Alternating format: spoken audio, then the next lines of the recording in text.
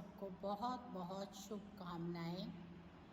आज हम बात करेंगे आपसे कि कैसा खाना चाहिए हमें अन्न, यानी कि अन्न का हमारे ऊपर बहुत असर होता है।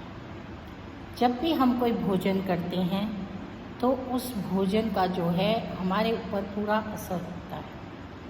अक्सर साधु संत आपको बताते हैं कि अपने हाथ से रसोई बनाओ, क्योंकि आप जब अपने हाथ से रसोई बनाते हैं तो आप बहुत ही श्रद्धा, विश्वास, साफ सुथरा और हर तरह से अपने घर परिवार के अच्छे मन के लिए बनाते हैं।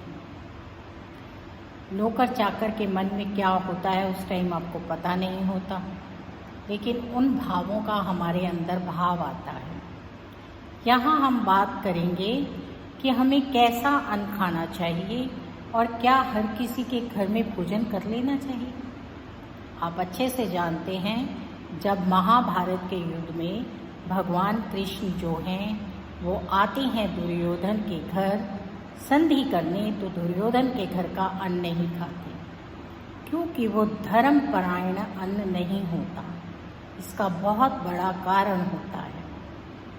और वो विदुर के घर जाके विदुरानी के हाथ का खाना खाते हैं, क्योंकि वहाँ पर धर्म वास करता है और वो उसको बड़े ही स्वाद से खाते हैं।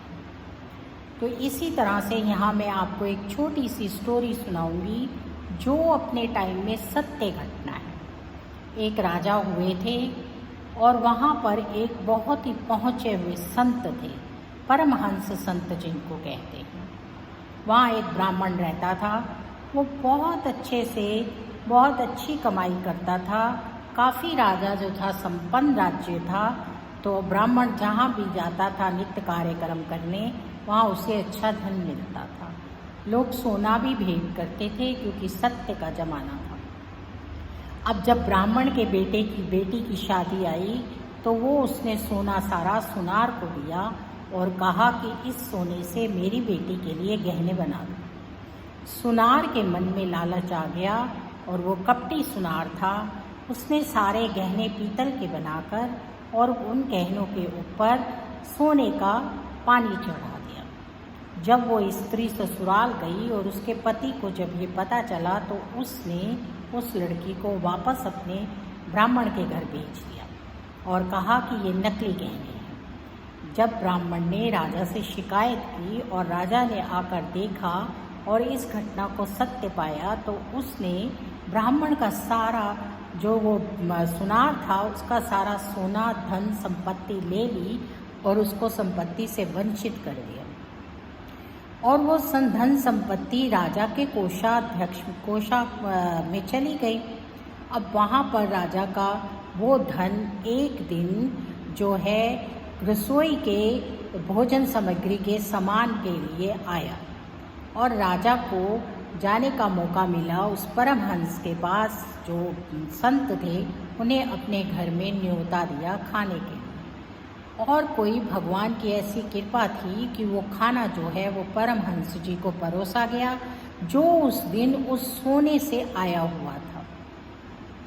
अब जब परमहंस जी ने खाना खाया तो उनके मन की प्रवृत्ति भी चेंज हो गई, क्योंकि वो जो सोना था, धन संपत्ति थी, वो कपट से कमाई हुई थी। और राजा ने क्योंकि उसको सजा दी थी तो वो राजकोष में आ गई। और वहाँ से जब राजा के कार्य हो रहे थे तो वो कार्य रसोई के कार्य के लिए यूज़ हो गए। अब उस परमहंस जी ने, जो इतने पहुँचे हुए संत थे, ज्ञानी ध्यानी थे, उन्होंने जब वो भोजन ग्रहण किया तो उनके मन में ये बात आई कि क्यों ना राजा के यहाँ से कुछ चुरा लाया जाए, राजा को क्या फ़र्क पड़ेगा। और क्योंकि वो परमहंस थे तो उन्हें कहीं भी जाने की आज्ञा थी, तो वो गए और एक हार चुरा कर ले गए।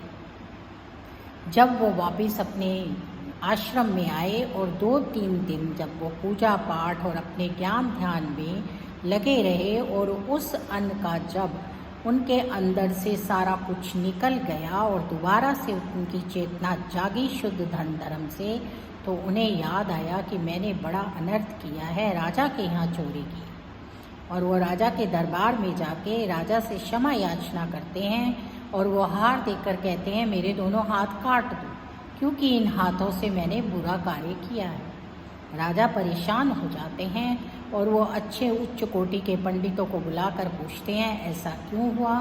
तो वो राजा को बताते हैं कि आपके यहाँ इन संत ने अधर्म से कमाए हुए अन्न को ग्रहण किया था, जिससे इनकी मनोवृत्ति चेंज हो गई और उसी के कारण आज ये दशा है कि इन्हें जब ध्यान आया तो इनको अपने ऊपर गलानी हो रही है। तो राजा ने उन परमहंस राज्य को कहा, इसमें आपका कोई दोष नहीं है, मेरा ही दोष है। मैंने आपको ऐसा अन्न खिलाया था जिससे आपकी प्रवृत्ति चेंज हुई।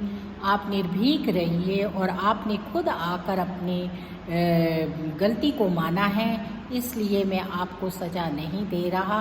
आपकी सज़ा यही है कि आप हमारे राज्य में रहें और धर्म के कार्य करें।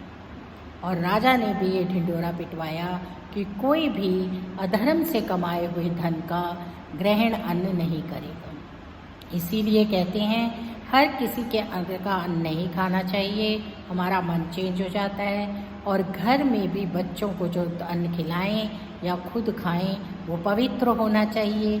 हमारे हिंदू संस्कृति में इसीलिए दशवंध देने का जो रिवाज है वो है, ताकि दान देने से और गरीबों को भोजन कराने से और पुण्य मिलते हैं और उससे घर में आए हुए धन की शुद्धि हो जाती है, क्योंकि वो धन शुभ कर्मों में लगता है, संतों के कार्यों में लगता है।